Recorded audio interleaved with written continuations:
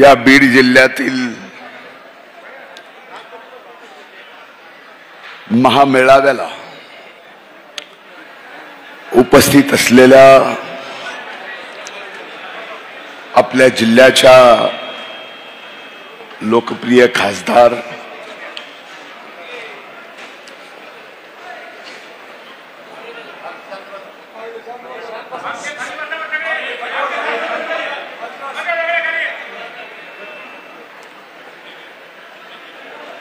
तिनं माझं नाव प्रोटोकॉल प्रमाणे घेतलं,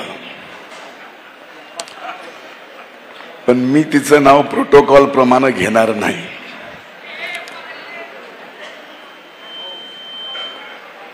तुम्हाला बरं वाटावं म्हणून मी प्रोटोकॉल प्रमाणे नाव घेणार नाही, तर माझ्या हृदयाला बरं वाटावं म्हणून माझी पिट्या व्यासपीठावर उपस्थित या महायुतीचे समन्वयक, आमचे मार्गदर्शक,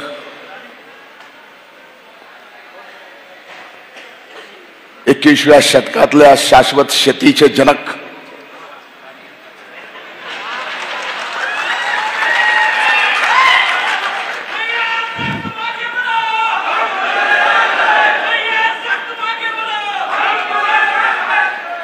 आता मी त्यांचे नाव घेत नाही, तुम्ही घेतलं. आमचे मार्गदर्शक आदरणीय दादा,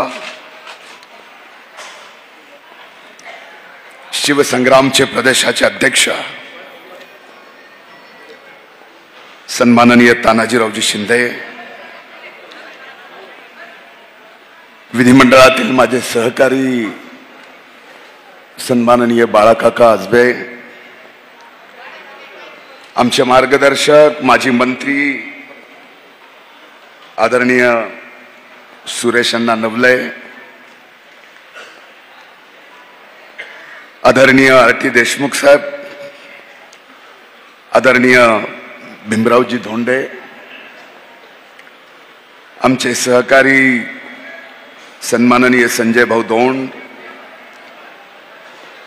इथं उपस्थित सन्माननीय कल्याणरावजी आखाडे, तुळशीरामजी पवार,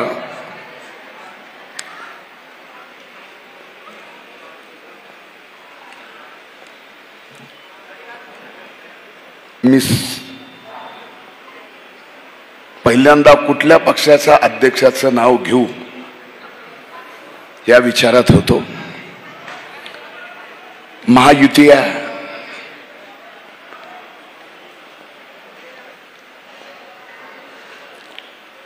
महायुतीमध्ये उमेदवार एकच आहे, तो भारतीय जनता पार्टीचा आहे. त्यामुळं पहिल्यांदा मी शिवसेनेच्या जिल्हा अध्यक्षांचं नाव घेतो. उगच करवले लग्नात नाराज व्हायला नको म्हणून सचिनजी मुळे, कुंडलिकरावजी खांडे, भारतीय जनता पार्टीचे अध्यक्ष सन्माननीय राजेंद्रजी मस्के आणि राष्ट्रवादी काँग्रेस पक्षाचे जिल्हाध्यक्ष आबा, आपली आयुष्याच नाराजी काढण्यात गेलेलं, त्यामुळे तुम्ही शेवट राजेश्वर आबा, इथं उपस्थित सन्माननीय रामजी कुलकर्णी, माझे मित्र अनिलदादा जगताप, नारायण बाप्पा शिंदे, आप्पासाहेबजी मतकर, आदरणीय रामकृष्णजी बांगर साहेब, आले बसले, सगळं आमचंच आहे म्हणले आणि निघून गेले ते आडसकर साहेब,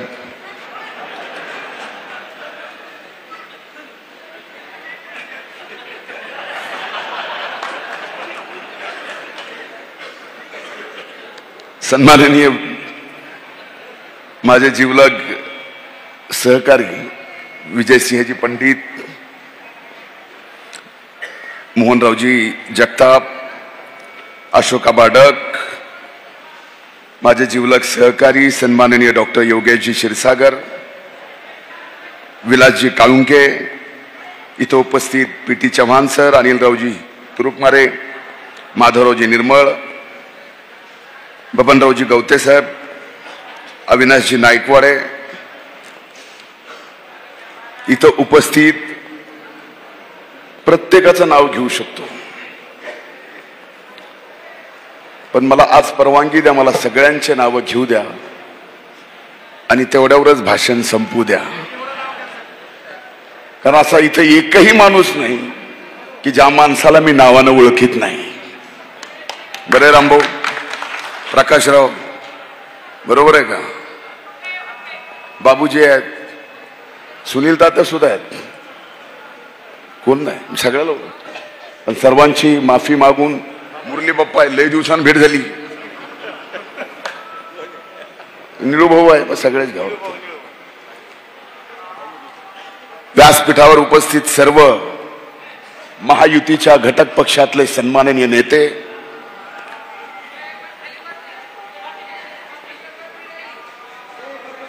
आणि आज या मेळाव्याला इथं उपस्थित असलेल्या महायुतीच्या मायमावल्या, महायुतीतील घटक पक्षातील सर्व वडीलधारी मंडळी आणि मोठ्या संख्येनं महायुतीला आणि आपल्या खासदाराला तिसऱ्यांदा विजयी करण्यासाठी मोठ्या उत्साहानं आलेल्या माझ्या तरुण भावांनो, बहिणींनो आणि इथं उपस्थित माझ्या पत्रकार मित्रांनो,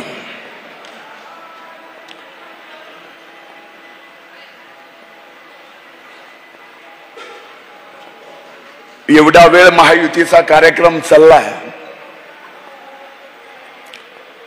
त्या स्वाभाविक आहे. सहजासहजी एवढ्या वेळ कोण बसत नसतं.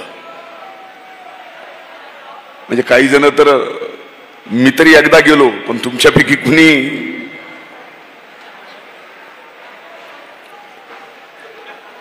याचा अर्थ की हे चित्र पाहायला आणि हे चित्र असंच आपल्या स्मरणात आणि डोळ्यात कायम राहण्यासाठी तुम्ही एकदा सुद्धा उठला नाही, त्याबद्दल आपले पहिल्यांदा मनापासून आभार मानतो. अनेक प्रश्नाची उत्तरं या ठिकाणी देण्यात आली,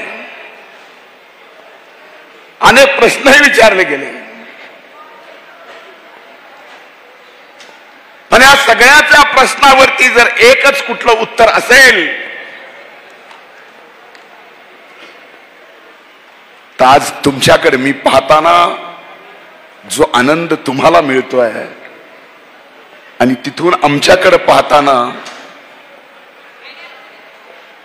हे जे आनंद मिळतोय, हे आनंद येणाऱ्या 3 महिन्यानंतरच्या देशातल्या अभूतपूर्व विजयासाठी आपण या ठिकाणी आलो आहे. मोदी साहेबांना देशाचं तिसऱ्यांदा नेतृत्व करण्यासाठी आपण इथे जमलो आहेत. आणि या इतिहास होत असताना माझ्या दृष्टीनं मी हे सगळं माझ्या खांद्यावर का घेतलंय? समन्वयक तर भैयासाहेब आहेत, पण जो माझ्याच खांद्यावर आहे. का घेतलाय? येणाऱ्या निवडणुकीमध्ये काय होणार आहे कुणाला विचारायची गरज नाही आहे. या देशात पुन्हा तिसऱ्यांदा प्रधानमंत्री मोदी साहेबच होतील, तिसऱ्यांदा होतील आणि तिसऱ्यांदा या जिल्ह्याच्या खासदार सुद्धा महायुतीच्या ताईच होतील. हे ओझं मी माझ्या खांद्यावर याच्यासाठी घेतलंय की बीड जिल्ह्याचा इतिहासामध्ये याच्या अगोदर अनेक आघाड्यांनी आपण निवडणुका जिंकल्या, पण ही निवडणूक अशी दाखवायची आहे की दिल्लीनं सुद्धा या बीडच्या ऐतिहासिक विजयाची नोंद घेतली पाहिजे. एवढा ऐतिहासिक विजय. कुठलीही निवडणूक साधी सोपी संपायची नसते. आणि ज्यावेळेस असं चित्र, असं विश्व आपण पाहतो, बघतो, एकत्र येऊन एक लढाईसाठी आपण आता पुढे जातोय, त्यावेळेस अशा चित्राला अनेक जणांना नजर लावायची असते. प्रभू वैद्यनाथाच्या चरणी मी एवढीच प्रार्थना करतो, जे एका भाषणात बोललो आजही परत बोलतो, की माझीच नजर न लागो माझ्या या वैभवाला. आज उमेदवार कुणी नाही, आपल्या समोर लढायला कोण दिसत नाही. आपण सगळे एकत्र आलोय. याचा अर्थ आपण निवडणूक जिंकलो असं समजू नका. याचा अर्थ आता सगळं सोपं असं समजू नका. खऱ्या अर्थानं आपण अशी एकत्र आल्यावर या जिल्ह्यात काय होऊ शकतो, निकाल किती अभूतपूर्व लागू शकतो, आणि तो निकाल या देशामध्ये सर्वाधिक मताने कोण खासदार निवडून आला तर या बीड जिल्ह्याचा म्हणून ब्रेकिंग न्यूज त्याच्यासाठी. आणि हे जर आपण केलं तर आपल्याला काय मिळेल माहिती आहे. एवढा ऐतिहासिक विजय दिल्यानंतर तिसऱ्या टर्म मध्ये लोकसभेत एवढ्या ऐतिहासिक विजय मिळाल्यानंतर दादा, जे तुमचं स्वप्न आहे, स्वर्गीय मुंडे साहेबांचं जे स्वप्न होतं, जे आपल्या जिल्ह्यातल्या अनेक मान्यवरांचं तुम्ही स्वप्न या ठिकाणी व्यक्त करून दाखवलं. काही जण स्टेजवरचे असं म्हणू लागले, बघितलं असेल, हे महत्वाचं नाही, मिळाव काय. तर स्वर्गीय मुंडे साहेबांचं, अनेक या जिल्ह्यातल्या महानुभावांचं एकच स्वप्न होतं की हा जिल्हा कायम दुष्काळातून बाहेर निघाला पाहिजे. हा जिल्हा कायम जो ऊसतोड मजुरांचा म्हणून ओळखला जातोय, या जिल्ह्याची ओळख आम्हाला पुसून टाकायची आहे. आज ज्या दुष्काळाच्या येणाऱ्या झळा आपल्याला आजपासून बसतायत, भलेही वरून पाडला नाही तरी समुद्रातून आणावं लागलं तर या जिल्ह्यात आणावं लागल. हे गोदावरीचं तुटीचं खोर आहे, 162 टीएमसी तुटीचं आहे. आणि हो दादा, हे जर मिळवायचं असेल 1,10,000 कोटीचा योजना आहे. ही योजना राज्य सरकारने तयार केली आहे, आपल्यालाही माहिती आहे. त्याच्यासाठी हा विजय, ही येणारी निवडणूक आपल्याला महत्वाची आहे. पद मिळेल, प्रतिष्ठा मिळेल, मंत्रीपदही मिळेल, याच्या अगोदरही मिळत गेलंय, आताही आहे, पुढेही राहील. पण माझ्या बीड जिल्ह्याचा मागासलेपण कधी जाईल, कुणाच्या हातून जाईल, आता ती वेळ आली आहे. आपल्या सगळ्याच्या परिश्रमातून आणि येणाऱ्या लोकसभेच्या निवडणुकीत अभूतपूर्व यश प्राप्त करून आपण ह्या बीड जिल्ह्याचा चेहरा मोहरा बदलू शकतो. एवढी ताकद आज आपल्यात आहे.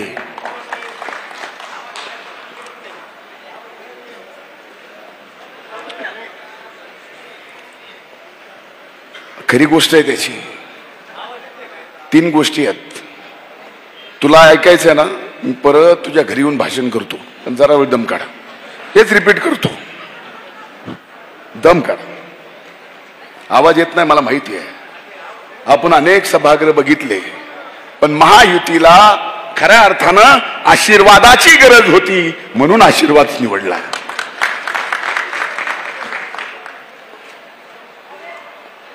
म्हणून आशीर्वाद कार्यालय नाव घेतलं. आपल्या सगळ्याला आशीर्वादाची गरज आहे. ते आशीर्वाद आहे, बाकीच्यांचा तर मिळतोच आहे, पण हे महत्वाचं आहे. ठीक आहे, आवाज कमी येईल, युट्यूबवर ऐक.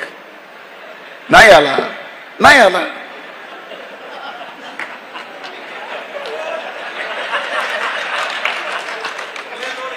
लोड घेऊ नको ना.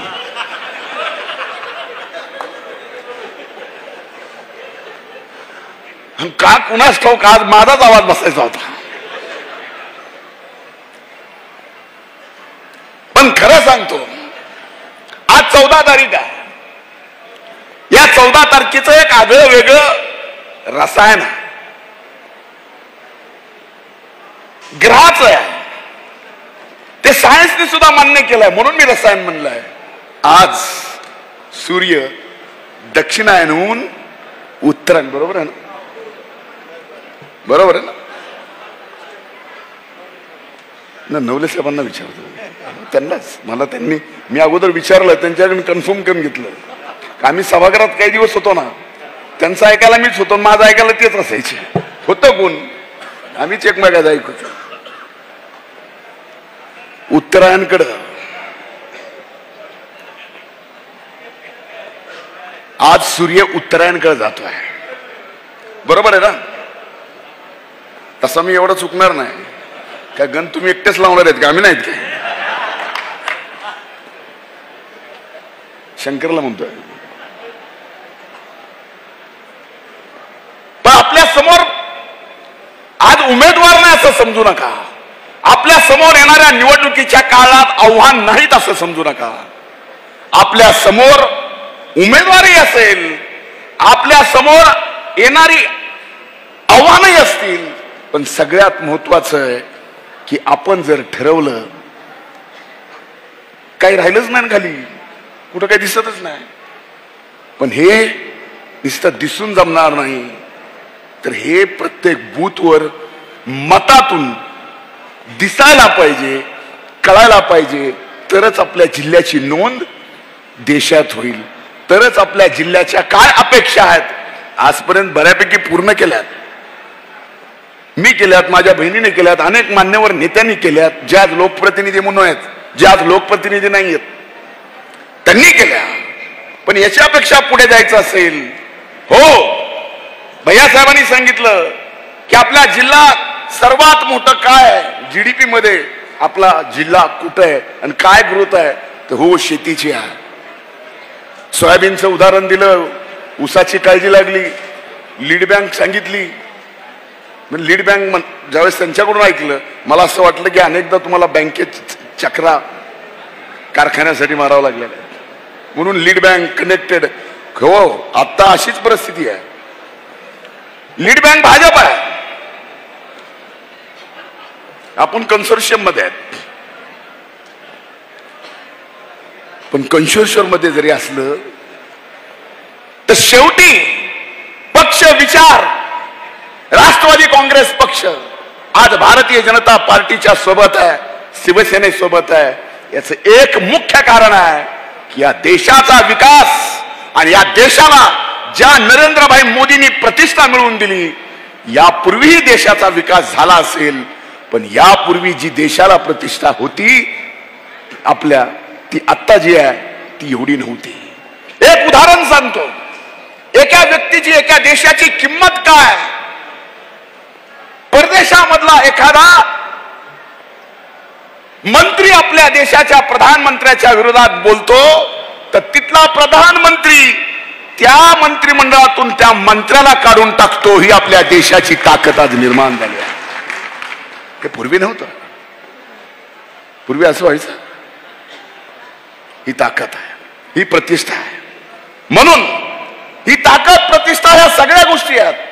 पण याच्यात मी काय पाहतोय, ह्या सगळ्यात एकत्र येण्याला मी काय पाहतोय, तर मला माझ्या जिल्ह्याचा विकास पाहिजे.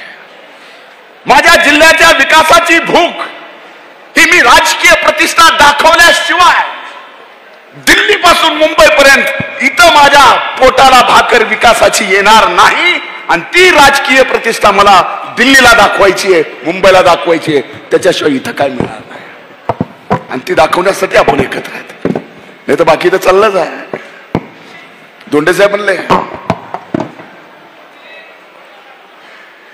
आता एवढं सगळं मोठं झालंय,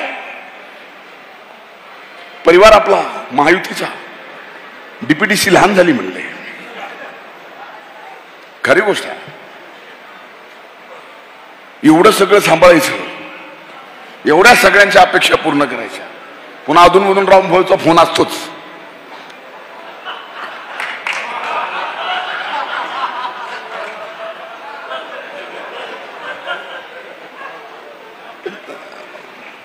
दिवसाच करतेत, रात्री नाही. पण कामासाठीच, बाकी नाही. खरंय का नाही? प्रेम आहे, तुटत थोडंच. इतर असं कोण आहे की इथं एकमेकाचं आपलं कधी नातं नव्हतं असं सांगा बरं.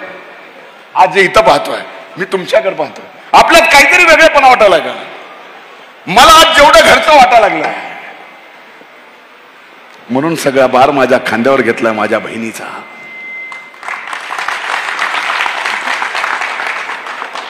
बाकी मला काय माहित नाही पुढे काय कसं आहे, पण हो, ही महायुती आहे, अभेद आहे, अखंड.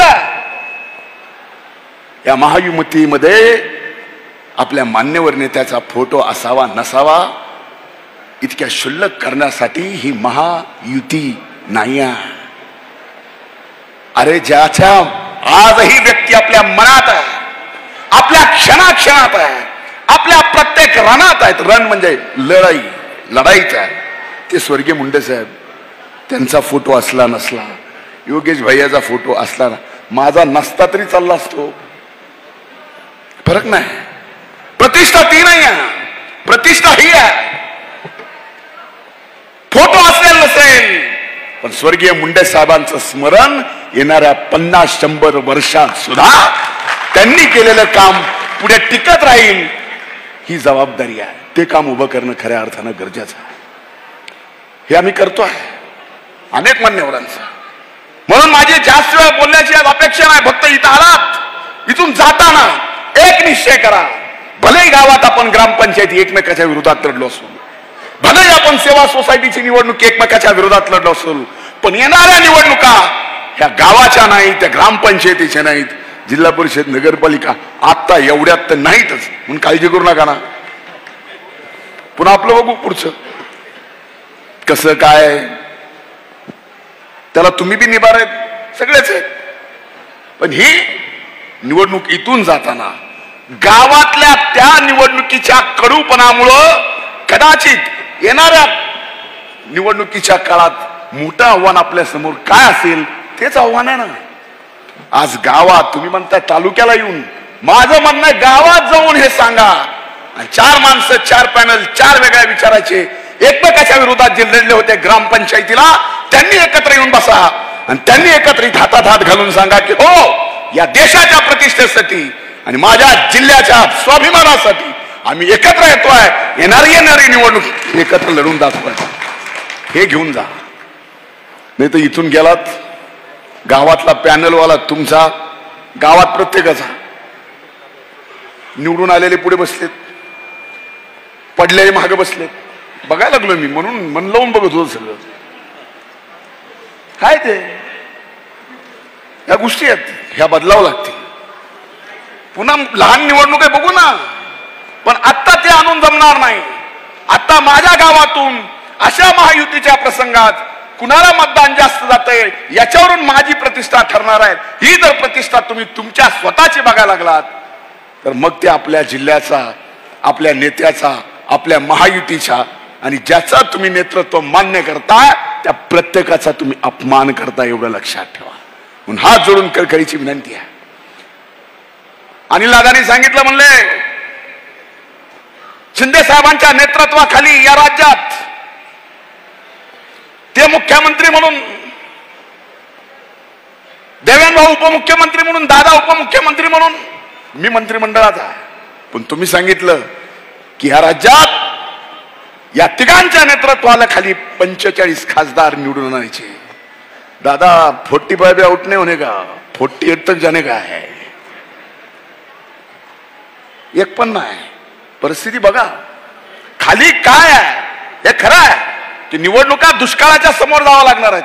हेही खरं आहे की दुष्काळासाठी दुष्काळाच्या झळा, भले निसर्गामुळे दुष्काळ या ठिकाणी निर्माण झाला आहे, पण दुष्काळाच्या झळा त्या निसर्गा म्हणून निर्माण झाल्या असल्या तरी त्या सामान्य माणसापर्यंत आपल्याला पोहोचू द्यायच्या नाहीत. त्याच्या अगोदर आपल्याला आपण स्वतः पोहोचवायचं आहे. मग पिण्याचा पाण्याचा विषय असेल, चाऱ्याचा विषय असेल, हाताच्या कामाचा विषय असेल की रोजगाराचा विषय असेल. आणि मी आज शब्द देतोय, एक कार्यकर्ता म्हणून माझ्या पक्षाचा, राष्ट्रवादी काँग्रेस पक्षाचा, आज महायुतीच्या या मंत्रिमंडळातील एक मंत्री म्हणून आणि या जिल्ह्याचा पालकमंत्री म्हणून दुष्काळ जरी असला तर दुष्काळाच्या झळा या बीड जिल्ह्यातल्या मायबाप जनतेला पोहोचू देणार नाही, एवढ्या कार्यक्षमतेनं आणि संवेदनशीलतेनं आम्ही काम करू. हा शब्द आज मी देतोय, हा शब्द देतोय.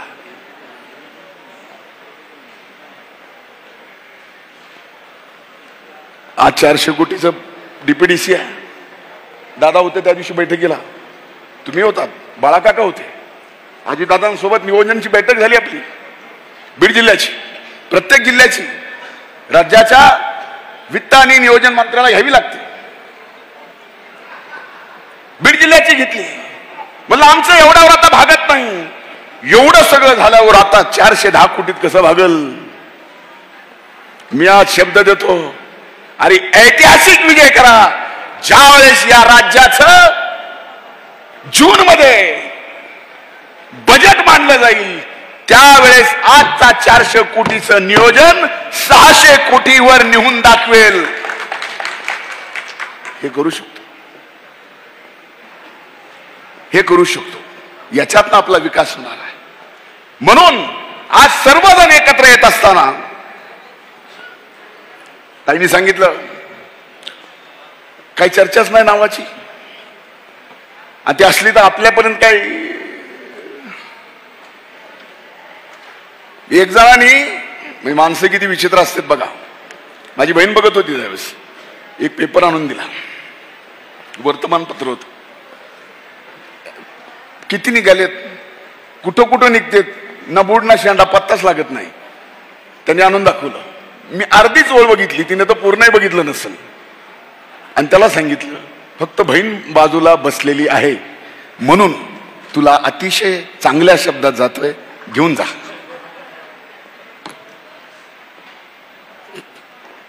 हे असलं तर असंच.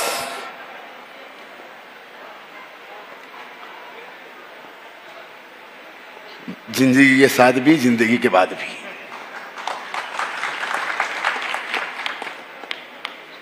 खरं आहे. म्हणून एकमेकात बाकी गोष्टी नाही, आपल्या एकमेकामध्ये अगोदरच प्रेम जिव्हाळा आहे, एवढा आहे, ते अगोदरच आहे. आज नव्याने फक्त एकत्र बसलो आहे. हा, बसताना थोडासा घडी बसताना घडी विस्त्री मारून थोडस होतं, ते झालं, बरं झालं. पण इथून पुढे करू नका. गावापासून आपण एक आहोत. गावापासून, वार्डापासून, वाडी वस्ती तांड्यापासून ही महायुती अभेद आहे, अखंड आहे. हे आपल्याला येणाऱ्या लोकसभेच्या निवडणुकीतून दाखवून द्यायचं आहे, ऐतिहासिक विजय करून. तेच संकल्प आज तुम्ही सर्वजण आपल्या हाती घ्या. उद्याच्या संक्रांतीच्या मी आपल्याला मनपूर्वक शुभेच्छा देतो. आणि राजेश्वर आबा, आपण तिळगुळ आणलेलंच आहे, बाहेर हायच ठेवलंय, तोंड गोड करून जा. आणि कृपा करून विधानसभेची निवडणूक होईपर्यंत गोड गोड बोला, नाही तर खासदारकी झाली आणि संपलं. खूप खूप धन्यवाद. जय हिंद, जय महाराष्ट्र.